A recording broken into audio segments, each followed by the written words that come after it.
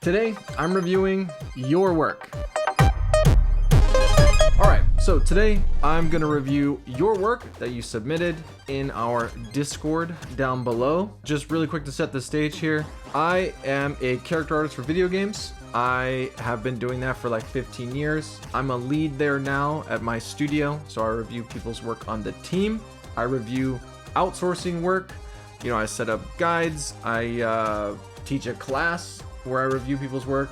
I have the members channel where I review work monthly. Anyways, I review thousands of people's work, okay? So hopefully we can do that again today for you all that submitted your work in the Discord.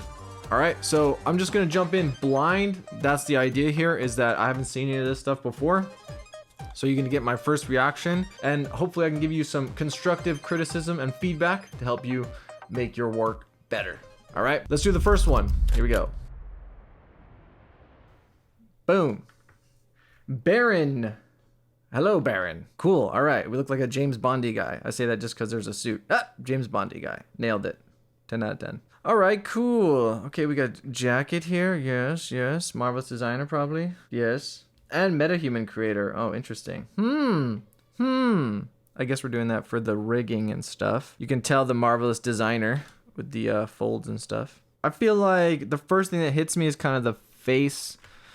You know, maybe we got a little bit, it's kind of like tension going on. Also, like just in terms of presentation, we got a lot of depth of field here. Like, honestly, the only thing that's sharp is the tip of the nose. That's kind of a common mistake if we're going to use a really strong depth of field, which I would definitely limit. You know, you want to do like extreme close-ups, which now that we're cropped in, I would say this is, but this is almost a portrait because of how much real estate there is here. But we'll get to that later. When it comes to the depth of field, the plane of focus you want is the eye. When it comes to characters, you always want the eye in focus. So the fact that these eyes are out of focus, that's kind of a knock. You know, we also have some exposure getting a little bit out of control, but you know, that's like presentation, rendering, easy to fix that stuff. The stuff I think that would help, you know, elevate the character in terms of character art is probably, you know, just continue practicing with faces and stuff. This seems like we got a lot of tension lines here. His lips feel a little bit maybe like pursed. But overall, the anatomy of the face is pretty good. I don't know if you're trying to do likeness or anything, because this doesn't look like Daniel Craig, that's for sure. But I would steer clear of likeness, and that seems like that's what we're doing.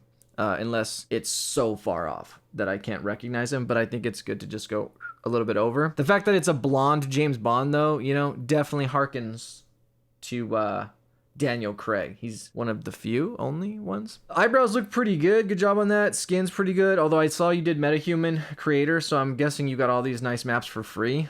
Cheater. I think the hairline is something to pay attention to. That goes for everyone making real-time hair with cards. Hair card stuff, you know, you want to pay attention to hairlines. Obviously, even in real life, if people get like a hair transplant, it can kind of feel weird, even in real life, if it's not done correctly, right? And when it comes to hair cards, that's one of the hardest things to do in real-time characters is hair, because the difference between real hair and what we have to do for games is so great. You know, we are very much cheating it with cards and textures that we have to pay special attention. So, all right, not the best image here, but we'll just use this to demonstrate. So something you can do is make cards that are thinner. You can even get little short ones, so they just don't have as much. You know, your hair card textures are going to be pretty dense, and then you could do some smaller hair card stuff that's like this kind of thing, you know, that has more gap in between. And then we can like style the little breakaway hairs around the edge line. That's going to help break that up. These individual hairs, you can kind of see one right here. And that'll help give it like that nice little detail. It's really nice to finish your hair with like just individual strands around the important areas. And then also with the thinner cards, you could layer them up in front to stack so that we get this sort of transition. And then also something you can do if you're going to make a head texture that's 1-to-1 with hair, so you're not going to swap them, then you can actually paint the hairline in the actual texture of the head to help transition into the cards. But in general, just adding detail and nuance and spending more time on the hair is going to really improve all your characters. So yeah, nice job. Thanks for submitting. All right, Luis, hello. This guy's looking right into my soul, dude. Tarzan. Yeah, I like the silhouette pretty good. Don't know if we need the wireframe, you know, but okay. Pretty dense here. Necessary loops. for deformation. These are all necessary, guys, okay? Don't even question it. Necessary. Righto. Okay, lots of images. Maybe too many images. We might have exceeded our image quota. Okay, I don't know if we needed the close-up of the feet with the sausage toes. I don't know if we need that. We just really want to make sure people see the bumpy toenail. Really want to see. Don't know if we need that close up. Yeah, in terms of the character, overall I think Tarzan's rad for sure. This guy looks a little bit softer, I'd say, than the original. Hands, I'd say good job on the hands. In terms of the silhouette and the pose and everything, that's some Tarzan hands right there. 10 out of 10 on the hands. For sure. I don't know, something going on with his face and his nose, you know? I feel like this is like Tarzan's younger brother, Tarzan. Maybe we'll see if we can do a little doctoring here. So first off, I think we're making it look a lot softer here. Here we do that. And then maybe we get a little bit of this thing here. And we're just gonna do a little bit of this. All right, cool. So yeah, here was the before of your face. And here's some tweaks here. Make him a little bit more Chad, you know? A little bit more angular. I thought the eyes were a little bit, you know, cross-eyed feeling, and also maybe a bit small, you know? When we do this like Disney Pixar stylization thing, the eyes get big, so do the irises. A little thing to always note here is like, you see the white, this like part of the sclera you can see underneath the iris? That makes us feel a certain kind of emotion, like they're expressing one, because normally the iris sits on the lower lid or below. We don't get the white underneath. Maybe his head's tilted down and he's looking up. That could be it. He's got just a lot of sclera going on here. I think we're already enlarging some features, so why don't we make the eyes bigger too? I also got rid of kind of the sharp angles here. It's also kind of wet and glossy everywhere, and I thought it was, you know, making him look a little bit more like older, or maybe it's too much detail. I don't like the line right here. In general, trying to soften things up. You know, I think we could even soften the nose more. If you see here, we could get the smudge brush as if we were sculpting him, and we just smooth out this transition. I know he's got some dirt here, so it's gonna be kind of, you know, make it a little bit cleaner and pick our spots where we want sharp edges. You know, we want sharp edges on the bridge of the nose, on the tip, you know, but other than that, we can make it a little bit more. So yeah, there you go. And change the smile to be a little bit of a smirk, soften up the lips here, soften it up right here. Don't want the sharp edges all around the lips all the time. So in general, this is kind of a direction that I might push a little bit more similar to the Tarzan animated one, but I think in general just makes him a little bit more attractive, let's say more angular. Also lowered his hairline a bit, and so yeah, I think that looks a little bit more Tarzan-y, I guess. So yeah, that's what I would do for the face. I think also the materials could be improved if you wanted to, like with the hair and the loincloth. It looks plasticky right now. You can see it's got like the same kind of shine and dirt over everything, so it's almost like a plastic toy, but some things look a little bit more realistic, so I think I'd want to pick, you know, a style and stick to it. Okay, next up, Yusuf. Already cool, dude. This is Christopher Walken, Metal Gear Solid. Is this what I'm seeing? Yes. I did not read this. I knew that immediately. And this is kind of a cool Christopher Walken too, dude. I don't know, this is pretty fun, to be honest. Like that. Yes. Ooh, and a turn. Let's go.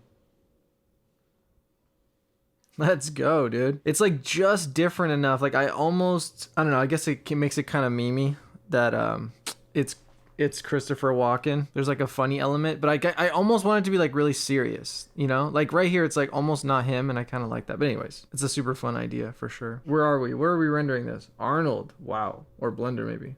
Jeez, dude, you got enough programs on here? I don't even think you actually used all these. I think you're just trying to get a bunch of tags, man, because now I don't know what you used. I doubt you used all of this. Nuke? Are you sure? I think people that use Blender don't use Nuke. See what I mean? Because like Blender is free, and that's what Blender people love, and Nuke costs a lot of money. So I don't see Blender people and Nuke. I don't know what's going on here. And Mari and Substance Painter, like, come on, bro. So yeah, I don't really know what this is rendered in. Looks like it could be Arnold, but it could be Blender cycles too. Got a lot of images. Oh, here we go. What's going on here? Hey, I don't know if we need the breakdown here. In general, like you're seeing here, you're saying like, if I would have done something differently. I don't know. Up to you. You know but this is just my general take.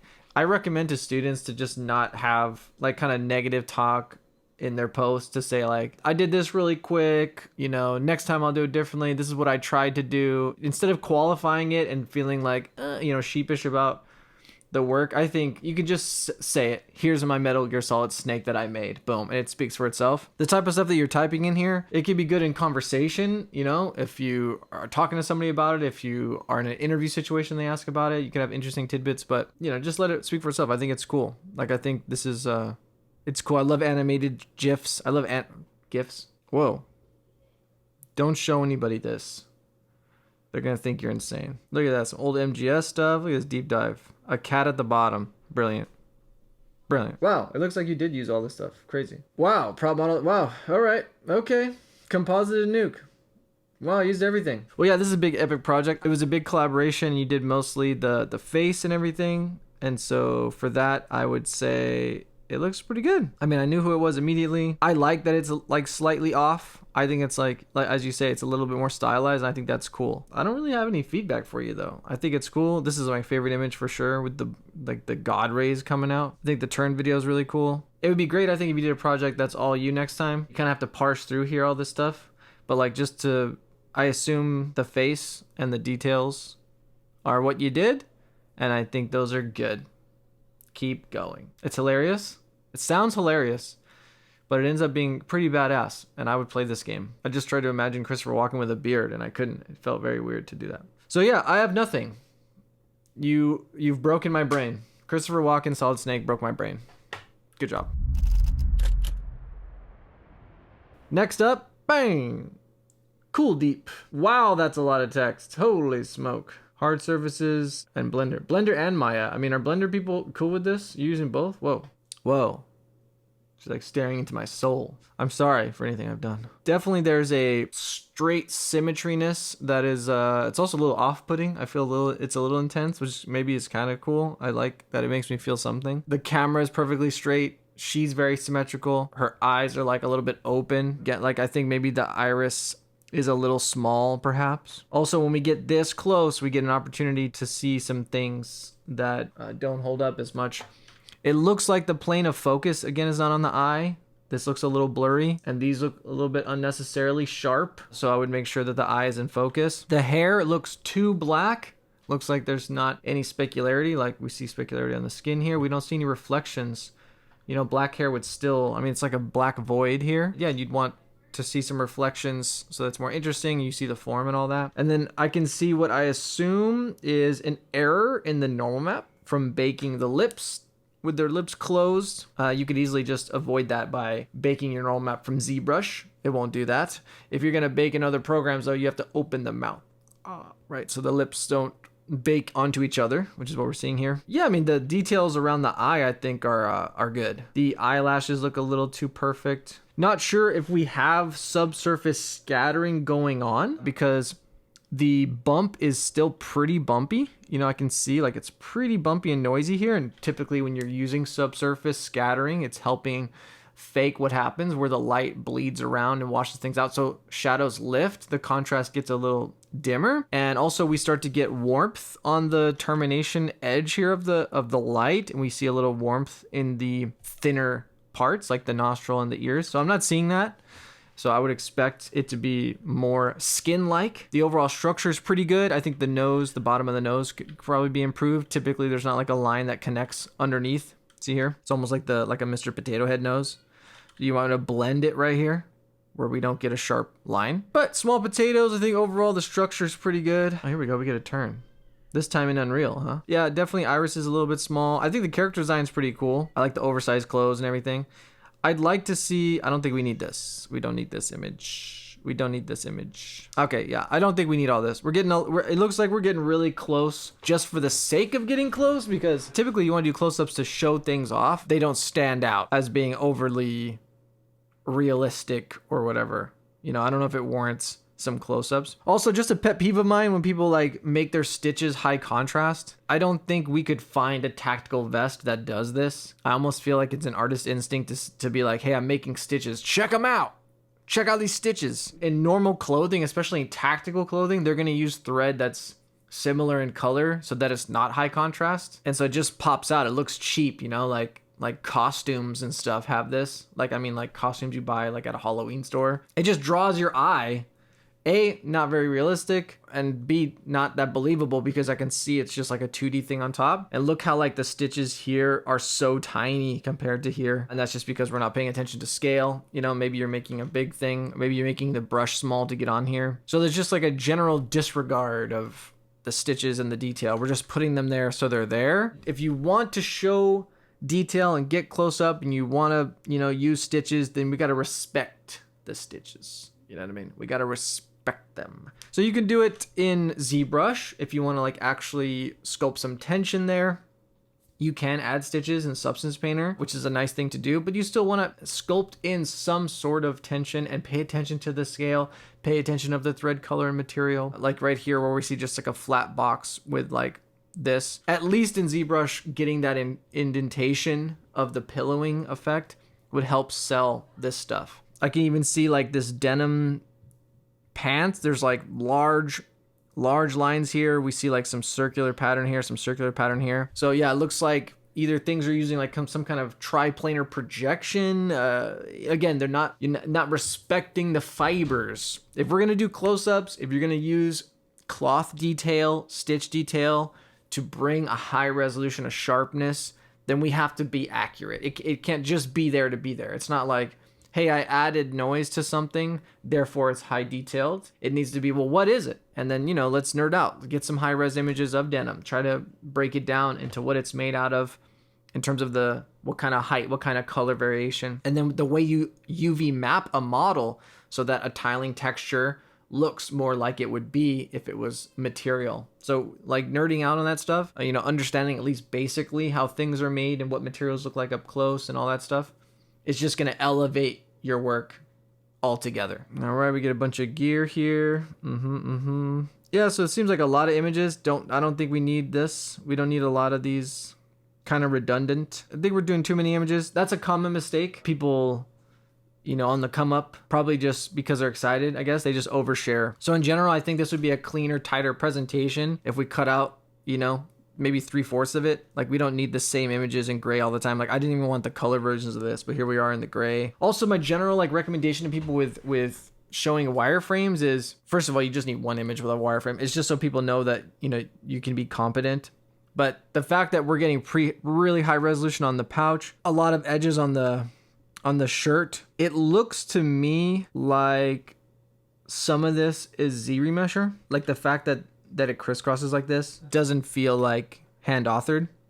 And we get a mismatch in resolutions. You see we have like, this looks more low res, like a game model, real-time model type of thing. And then we have this is very high, but it's very small in size and space, but it's a lot more dense. And then we have all these edges right here, which is typically what you have when you're modeling a high poly thing, but we don't need it for the low poly thing. So yeah, it shows that we're not making a mesh for an intended purpose, like not understanding the fundamentals of topology to have things that are really dense that are small and things that are large that are low poly. And I wouldn't know that. I wouldn't be able to critique that if we didn't show wireframe. So that's my general recommendation to people. Show a wireframe if it's worth showing. These boots are the star of the show, though, I think. In terms of the asset, this is good. Other thing I'll say is, again, this goes with the like production ready thing. It would be a stronger presentation, not for this one, but in the next one, just think about it. It'd be a stronger presentation for showing production ready models. And that seems like what we're doing here. Okay. So that's why I want to make a clear distinction to show a neutral pose. It looks like this was made in the pose. And I need to be clear about that because I've done some of that. And I think I've contributed to confusing some people, but you're doing hair cards. That's for real-time rendering. You're using Unreal Engine, and you're doing real-time rendering in Unreal Engine. You're using Substance Painter. You're baking, right? And so there's things here that make it seem like I am learning production techniques. In productions, we don't make things in a pose ever. So if you do something in a neutral pose, it helps in UV mapping, it helps in texturing, and then obviously in a production, it goes through rigging and animation. Now we're not doing that. The strongest presentation is to have the neutral pose version. This is how you author it. And then at the end, you pose it. And then so when you're doing your presentation, you have both. And you can show the character being alive and doing something cool. And you can pose it in a rudimentary way. But then you have both. And that shows like, hey, look, I can do production ready work. and then really you're just showcasing the character doing something that's not really boring. But to make a real-time model of a character stuck in a pose, again, it leads to like a misunderstanding of the purpose of how we do things. But, you know, in terms of just making a cool image and making a cool character, I think we're doing that, but just wanted to put that there for future projects, that we want to actually author it in a neutral pose the whole time. And your face even looks pretty neutral, a little bit intense. So maybe not neutral, but, you know, it's a kind of default. So we could do more of like a, you know, attitude and head tilt, get that off the center axis and everything. And maybe some indirect lighting to brighten up some of these dark shadows and get some reflections on the hair and all that. But overall, I think a strong character. You say this is the first time doing a lot of things.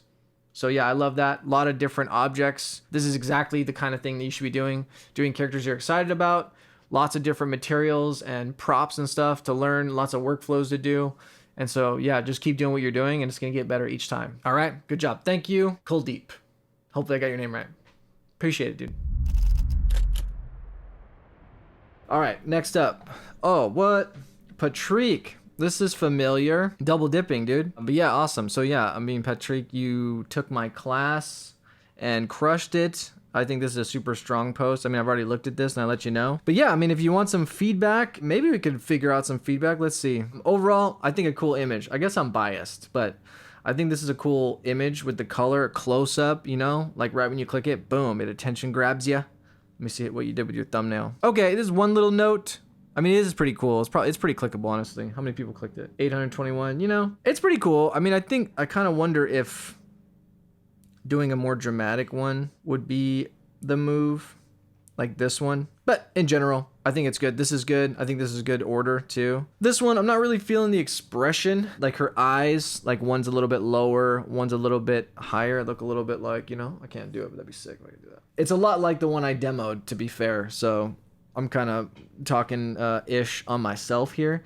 But yeah, I think we could, like, this is already an expression.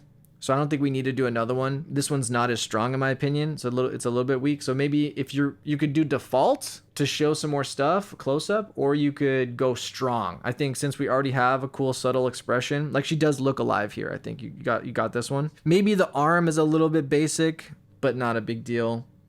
Overall, I think it's pretty good. Okay, yeah. So this is a close up of that first expression, which I think is pretty good. Yeah. So maybe it's just this one is weak. So I would probably cut it. I don't think it's helping. And then we could actually then get the video closer. Maybe having this default one at the bottom, you could have a couple images just to show like, hey, it's in a, you know, we could pose it. But the turn video would be way more interesting if it was this, wouldn't it? You know what I mean? So those are a couple nitpicks that I could do. It's also very orange, very warm. You know, we got lots of, it's just pretty much desaturated and then orange and red. So it'd be nice to have blue stuff, like if the background had a subtle blue gradient or some blue smoke, you know, atmosphere with the lights. I know you're using a concept, right? Let's see. Yeah, that's pretty sick. I like the contrast too. Let me see. Yeah. Might be able to go more strong and graphic with the face paint stuff. A little bit thicker, a little bit more blunt. I think the eye mascara is good for sure. The spiky hair is good for sure. The maybe the hair could be like whiter. In general, I think maybe a contrast thing. Let's see what we can do real quick. I think we could pop it. Let's so here's just a junky thing I just Googled. I already don't like it, but it's okay. All right, now this is gonna be a little bit of a cheat, but I'm gonna duplicate her and then kind of fake like a rim light, you know, popping her. I think that'd be sick. You know what I mean? Like just getting that bright ass rim light, bam bam, just pops her off the background. I think that's pretty cool. All right, that's good. Now another thing is a lot of times people, you know, they make it widescreen just by default. Unreal does that, but I think, you know, if we're making a portrait, we could crop it like a portrait would be the best thing to do. So there we go. We get a little bit more color contrast in here. Overall, pops a bit. All right, so this is where we ended up. Add a little bit of color, added that strong rim light, more contrast, more color, pop the eyes. Just want to make it more graphic. It's more like eye candy, which I love to do, but also it is a little bit, you know, more similar to the initial concept. It's so high contrast, it's so graphic that I think this warrants like, hey, even more excuse to just start popping stuff. So if we flip back and forth to the original, you know, just a little bit more, again, a little bit more eye candy, makes it more fun to look at, attention grabbing. You know, the exposure seems a little bit dim. It's in a black void, which I do all the time. But if we can add a bit of color, I think that's great. So these are some of the things I would do. But overall, awesome character. And you know, you grew a bunch during the class. It was a big, cool project. I love, you know, what you did. So these are just like little icings on the cake. A lot of it's not even centered around character art, really, right? We didn't talk about anatomy. We didn't talk about hair cards. I think in general, all the fundamentals are here. Texturing can get better and better as you improve. Nothing stands out to me. Overall, the thing that came to me when I was looking at the work was just presentation, trying to get that extra pop, trying to make, you know, trying to showcase the work that you already did. I didn't change anything other than colors and values and stuff. So that type of thing. So that's what I would keep in mind. The presentation is so important, goes with all the work that we do. It's like another hat to wear, a whole nother skill set that we can just improve on forever. And I just think it's so important because, you know, you already did strong work and all we did was make a couple of tweaks to hopefully make more people appreciate it. All right, episode 1, Feedback Friday, in the can. I have no idea what day it is, but we're going to say it's Friday. Thank you for submitting your work. If you're into this sort of thing and you like this type of video, let me know and I'll make more. Thank you for those that submitted work. Check out the Discord if you're not there already. Become a member. We could talk monthly. And if you're really, really into making character art for games, you can check out characterclass.com. See you in the next one. Peace.